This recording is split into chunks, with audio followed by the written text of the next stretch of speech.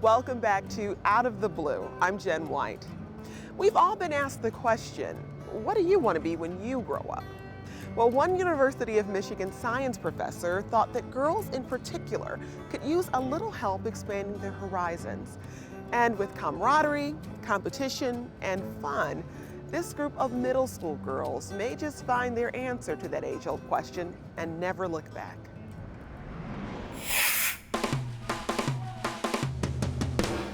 For these girls, becoming a physicist, chemist, or robotics engineer may not be first on their list of career choices today.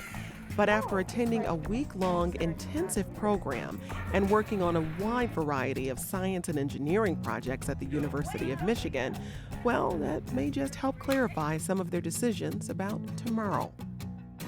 Guys, Girls in Science and Engineering was created to encourage young women to keep their career options open before entering college life.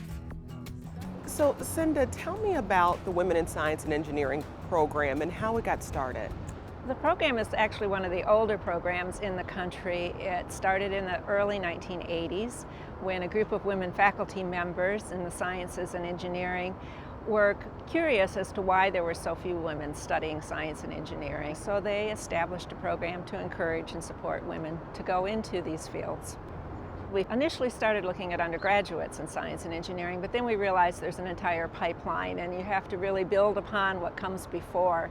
So we wanted to encourage girls to keep their options open, consider science and engineering as a career. So how do you go about working with the girls to encourage them to explore?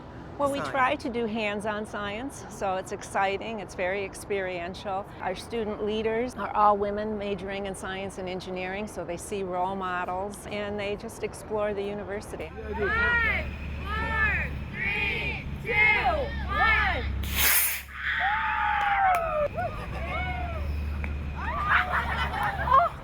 So Jamie, this seems like a pretty intense week for the girls who are attending the Girls in Science and Engineering program. When they are doing a focus project, what is the goal of that project? Is it that they walk away with certain understanding the application of certain things? Really, at this age, because they're so young, we really want them to walk away with, I can do this, and that I like it a lot, and it's a cool thing to study. It's excitement about staying in math and science. Maybe if they're the only girl in their class or the only girl on the robotics team, that we want to let them know that there are other girls that are really interested in those. So we want to really encourage them to stay in the science and math fields. If I was recording from a neuron in your brain, you would see this and hear this increased rate of discharge as the light got brighter. And so this is the basic neuroscience experiment you're seeing right here.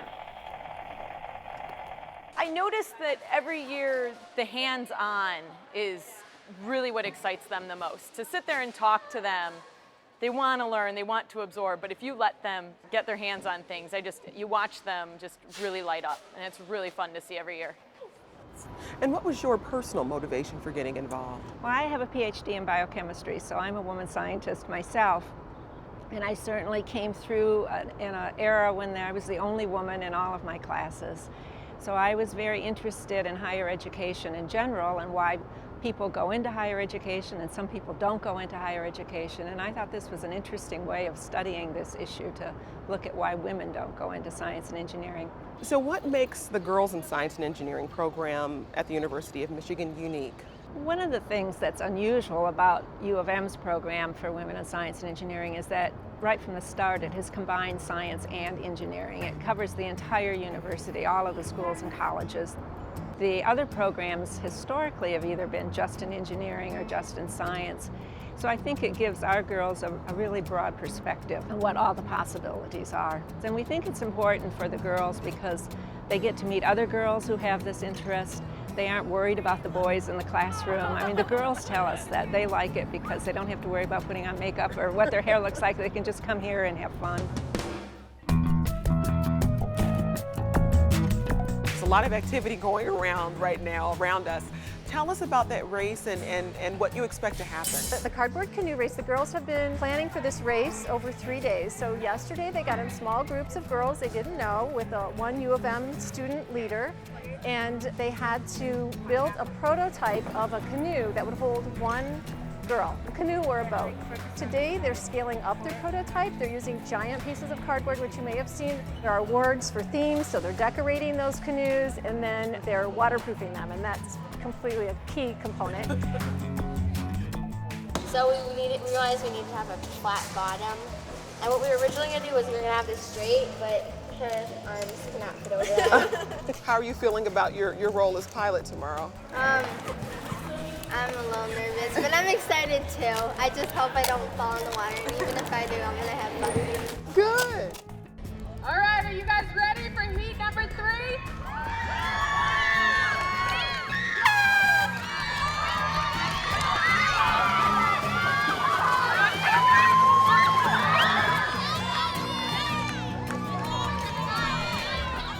We have awards for themes, for the fastest canoe, for the canoe that reaches closest to their approximated time. We have the most spectacular sinking award, and there will be a few of those, so we have all kinds of awards.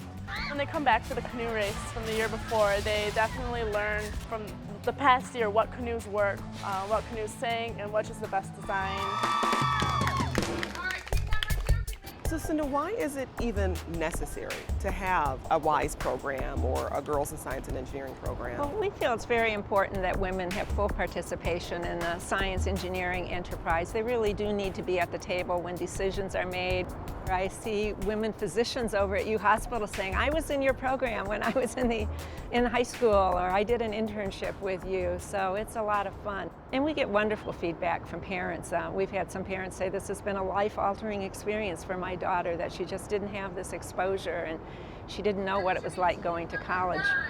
That's another big part of the guys program, is to talk about what it's like going to college.